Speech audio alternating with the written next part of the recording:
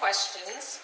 When you were in high school or secondary education, when you were in your late teens, and you were thinking about your future, could you ever have imagined that you'd be here tonight, experts in your field, having come together after all those years? Would you have ever imagined that would have been the path that you have taken? Could you tell us a little bit about your high school years? I was hoping you'd go first. I've been blabbering away. When I was a high school kid, all I wanted to do was to become a professional blues guitarist. Unfortunately, I became a chemistry professor. But seriously, let's see. I think I would have preferred to have been a blues guitarist. I honestly think I would have preferred it. It's my real passion. But they both are. They both are. I don't think I can choose between the two. What would Ronnie say about that? I think you are a blues guitarist. Oh, well. Don't you think so?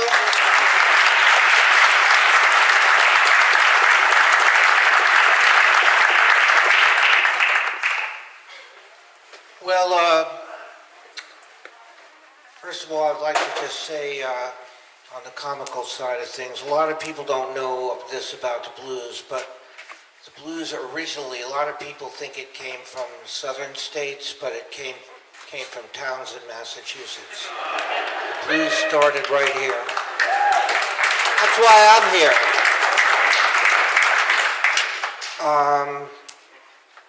I always wanted to play music my whole life. It was just something in me when I was a kid. I saw the Beatles on the Ed Sullivan Show when I was 10 years old, and that did it for me. And but I didn't. My parents. Now this is a hard thing to say, but my parents made me take piano lessons. But I'm sure some of you can relate. But I didn't want to play the piano. I wanted to play the guitar. So it was not till my second year of college that I really started getting into the guitar. And, you know, you don't ever think that you're going to be doing this. It's a passion. It's not a profession. It's not a career. It's a love. It's a deep-rooted passion, and I never would have imagined that I'd be playing. But I just kept following the force, you know, going out and looking for it everywhere, and joining this band, and then a better band, and then a better band, and I never did it for the money, and there isn't a lot of money in blues, to tell you the truth, but there's a lot of satisfaction, and I have a lot of gratitude.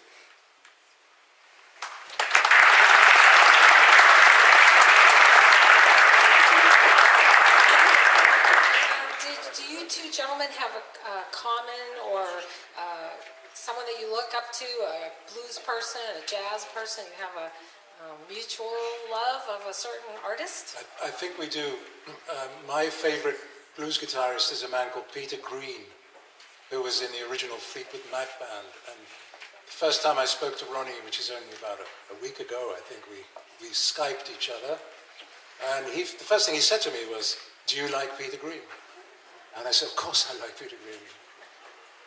Absolutely love Peter Green's playing." So, yeah. Well, after hearing you play tonight, I think you're my favorite blues guitar player. Yeah, he's pretty good. You know, I don't know anything about the elements.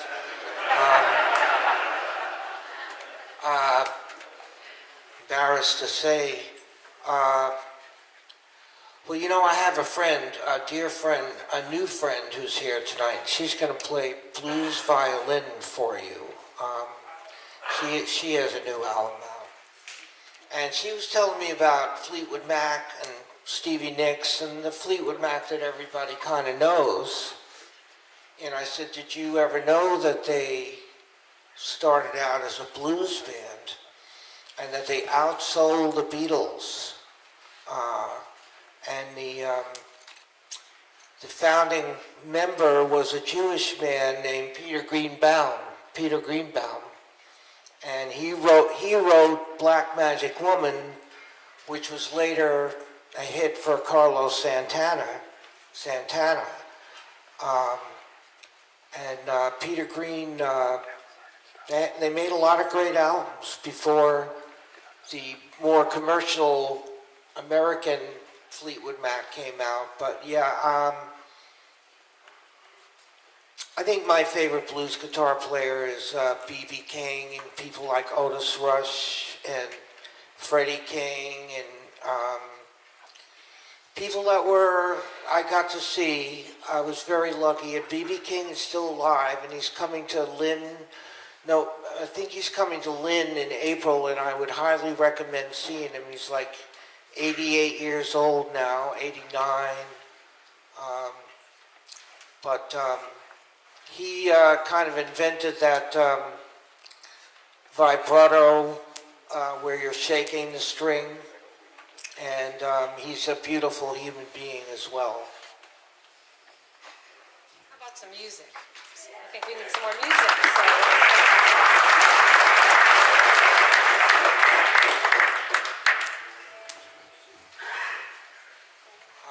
Dr. Horvath, you were asking about, you wanted us to talk about how we changed our careers and professions and staying. Can you come up and ask that question, please? Come on, that was important. All right. And I'm going to tell you something else that wasn't on the program.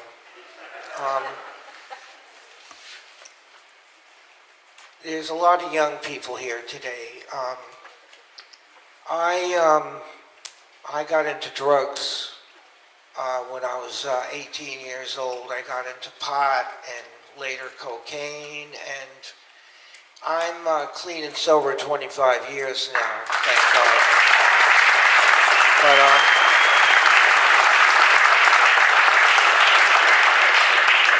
it was a terrible life, and I highly recommend the sober life.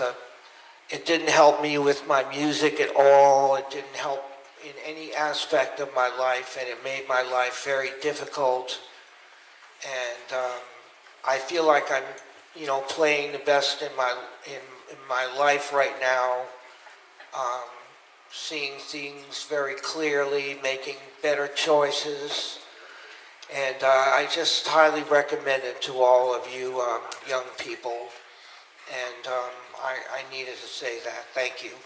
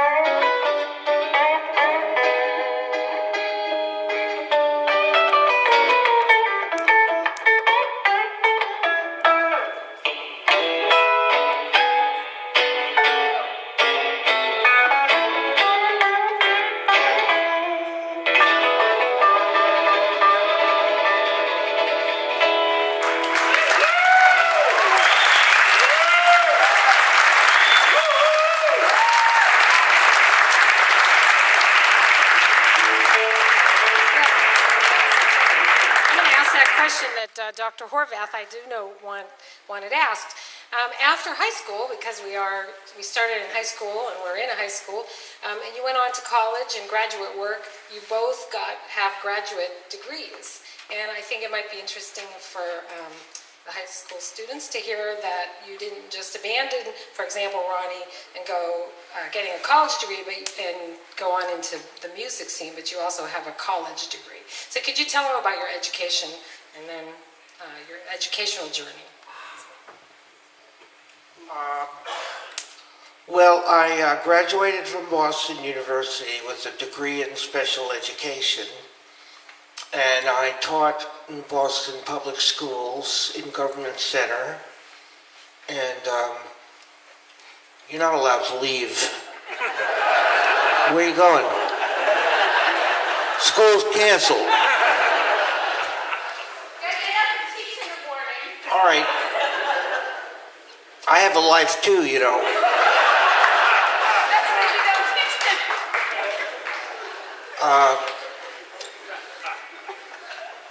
Yeah, so, after I graduated from Boston University, I fell in love with working with special needs kids, and that's what I got my degree in. And taught for a while, for about 5 years, but then in 1978, we had the blizzard of '78. And I went on the road with a band. And we went on the road for almost a year. And before I knew it, I had all these opportunities, and I never got off the road after that. I was on the road for like 25 years. And it's only been in the last, 10 years that I really settled down and just play the Northeast, New York. But it's okay to change. Is this what you're looking for? It's okay to change in midstream. If you have something and you're doing something you love, but then you find something else that you love, because that's what happened to me. I ended up choosing music, and after being a school teacher, and I'm glad I did both, tell you the truth. So that's my answer.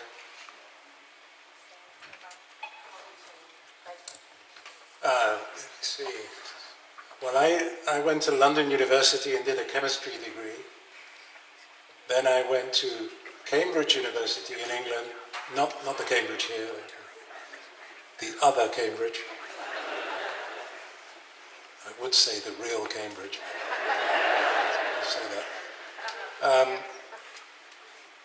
And I started a degree in theoretical chemistry, a PhD, and I lasted a whole year and then realized that wasn't quite my interest. Then I started another PhD in physical chemistry and realized that wasn't quite right either. And then I started teaching chemistry in high school in London, and then I started a third PhD, and this time that was it, and it was in history and philosophy of science, related to chemistry. And I finally found my niche, and I came to the US 19 years ago now as a postdoc at Caltech in Pasadena, California. I teach now at UCLA, where I teach classes of about 350 students in a room about the size of this.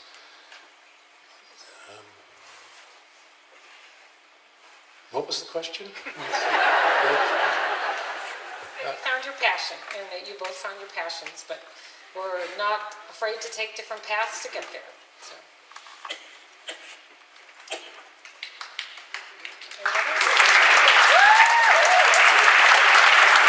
Anybody have any musical questions or personal or just any other questions for them? Yes.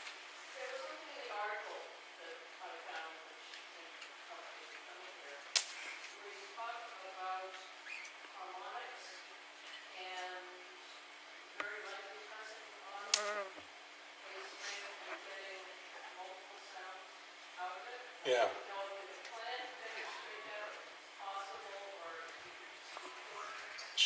Sure, yeah.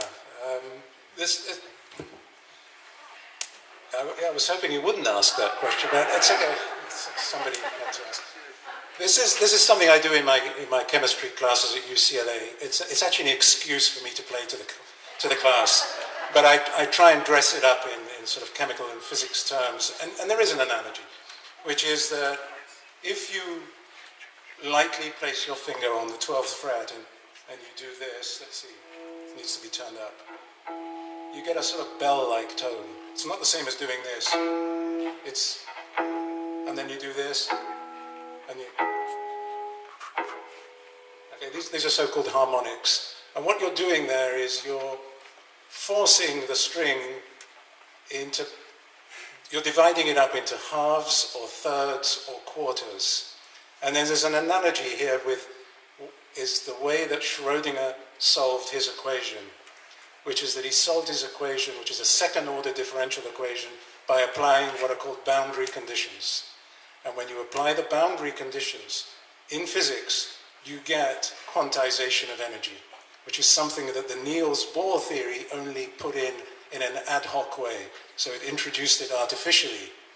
So the Schrödinger equation is supposed to do better than Bohr in the sense that quantization emerges naturally. How does it emerge naturally? If you apply boundary conditions, it's like saying the string is bound at both ends. It can only vibrate as one whole, or two halves, or 3/3, or 4/4. That's quantization. It can't vibrate as 1.5 or 2 3/4 or something. So it's a little exotic, but it's a correct analogy, and it does show that there are actually profound analogies between. I think Ronnie wants to play some. No. There are a number of analogies, and that's the one I like to use.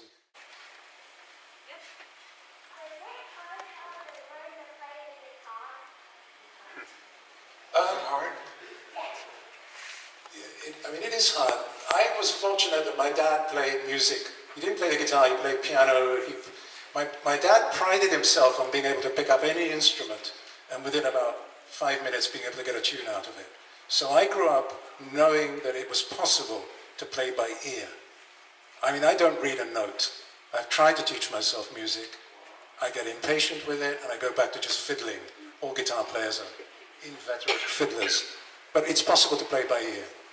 But I knew that because my dad played by ear. Ronnie, what do you think about this? Guitar playing wasn't hard for me. That's why I do it. I don't like challenges.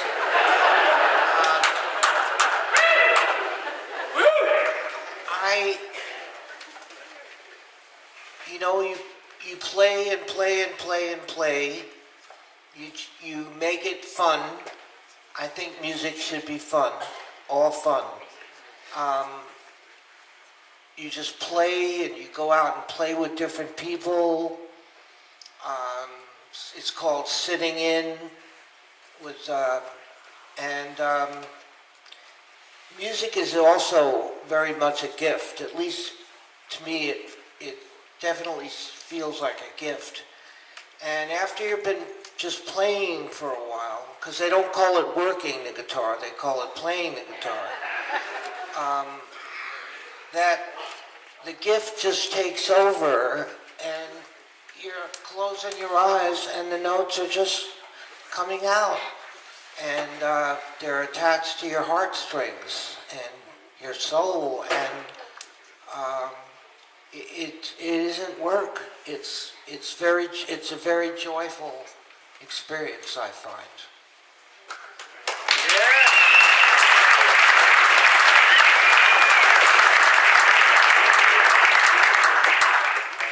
I'm definitely in the wrong job.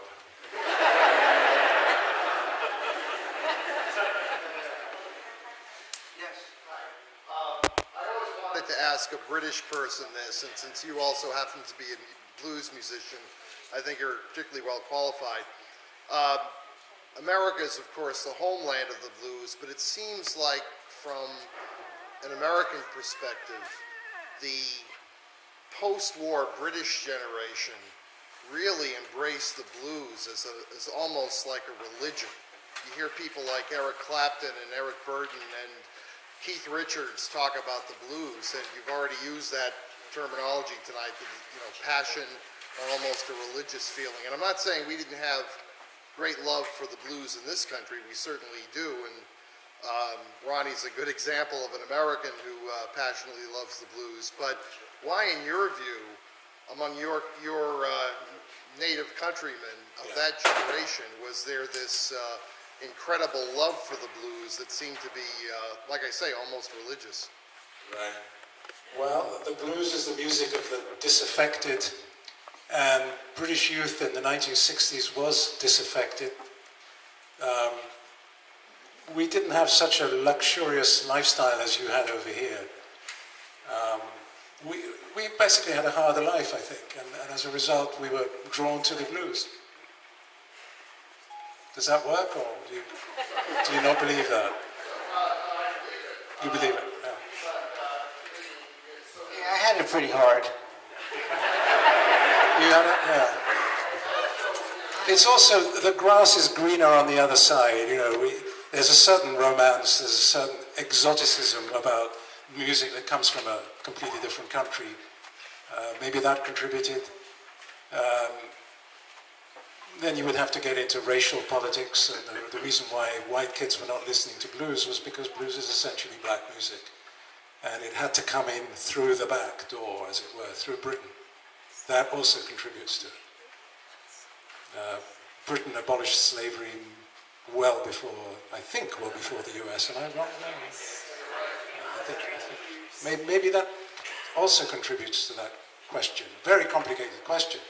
It's something of a historical accident that the kids in Britain picked up on the blues and just ran with it and reintroduced it to people in the US for whom it was just a neglected form of music and wasn't cool and hip to be playing or listening to the blues. And all of a sudden here, these kids in London and Britain are making it cool. What do you think? Well, is this, yeah. That's a bit, that's a tricky thing.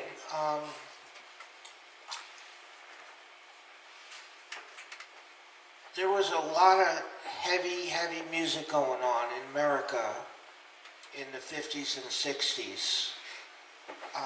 Little Richard, Chuck Berry, the beginning of rock and roll. They're the inventors of rock and roll. And B.B. King was around, Muddy Waters was around, but they played mostly in the black clubs. And we are guilty as Americans of kind of ignoring our own. And it's still kind of like that. The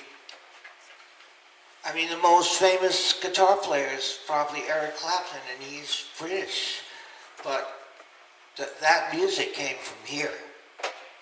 It's homegrown American music, and I think you have a very good point in the romanticism of we love what isn't ours, and they love American music. And a lot of the blues musicians back in Chicago in the 50s and 60s had to go over to Europe to be treated decently. Because in Chicago and Memphis, and they were playing in little dives. We didn't know what we had here, and in a lot of ways we still don't. Does that answer your question?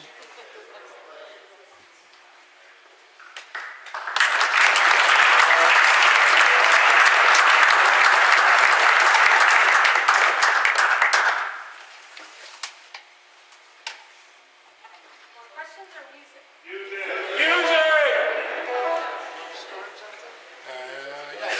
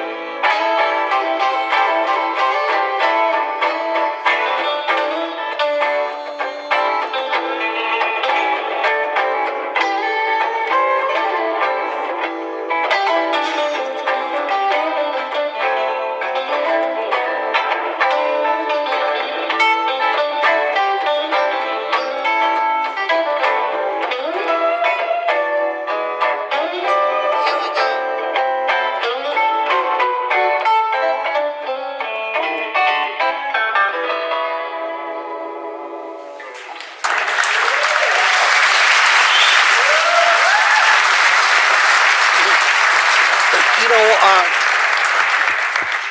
hello? Hello? One more thing about that interesting thing between Europe and America.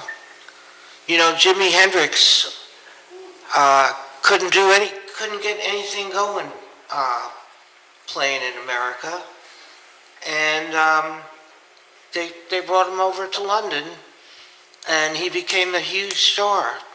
Yeah. You know, so it's just funny how that works. You know, they had a better ear for music than we had for our own homegrown artists. But I believe it doesn't really matter what country you're from. If you got the feeling and the soul, you know, it's gonna come out. You know. So how are we doing for time? Yeah, we're gonna bring my friend Alana Katz up to play some violin for you. Yeah.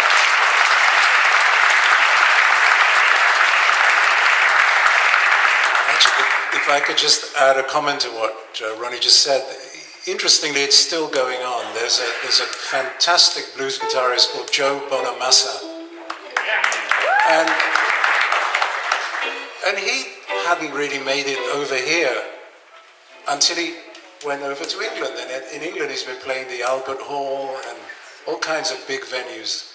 And he's been on public television recently, saying himself that it's as a result of the exposure he's had in England that he's now becoming more recognized here and playing bigger and better gigs than he ever did. Still going on. I went to England, nothing happened.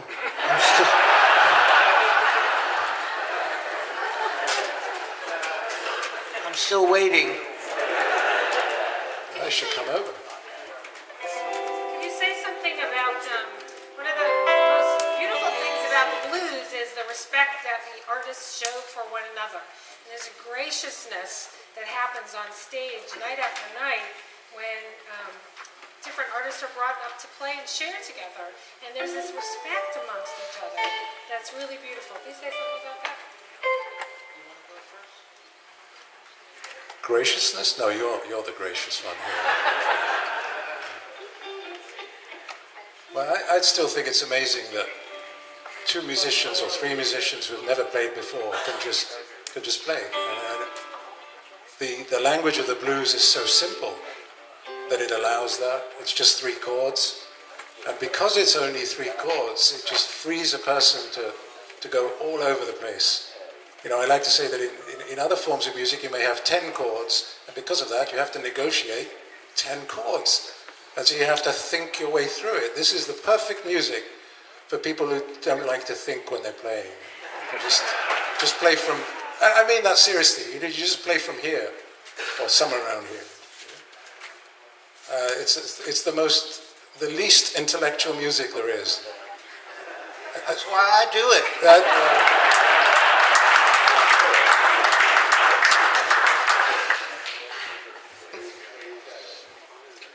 I think the flamenco music of Spain is also similar, and that's just from the heart and improvised.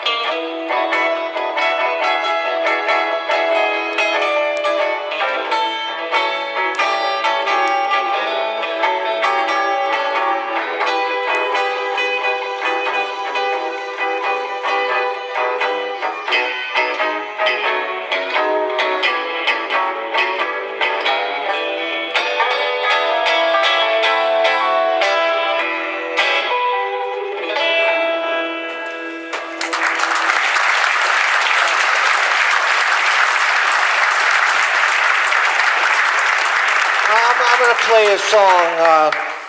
You guys just play along with me. I'm not going to tell you anything about it.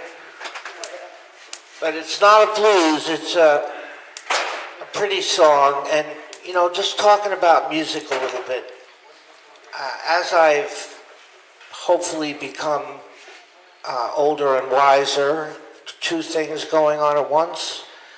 I'm learning to play less notes and not feeling like I have to fill the music up all the time and leaving space in my music.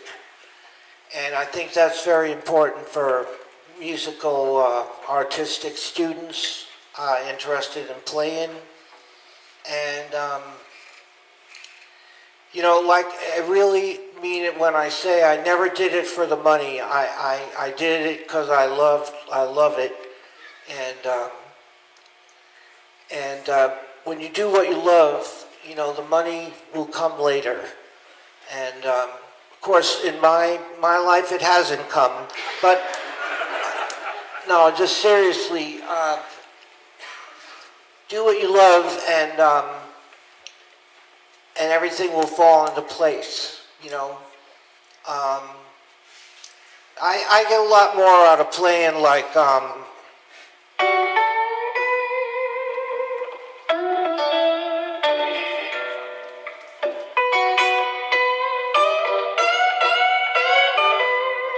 just leaving, you know, space in my playing.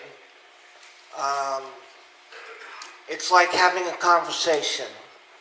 And so I think this is an A, but I'll just play it. And if you feel like laying out, that's okay too. This is called "Beautiful Child," and it's just a really pretty song. I do play things that are not blues. I play some jazz and some rhythm and blues, but they're just labels. It's all music. And the cool thing that you talked about with the blues and 3 chords is, yes, it's only 3 chords, but the creativity comes in every time the chords go around. It's like a river. You have to create a new phrasing, new conversations around the chords as they come by. I look at blues as like a river, and it keeps coming around to the beginning again. But you want to try to create around the simplicity of those 3 chords. So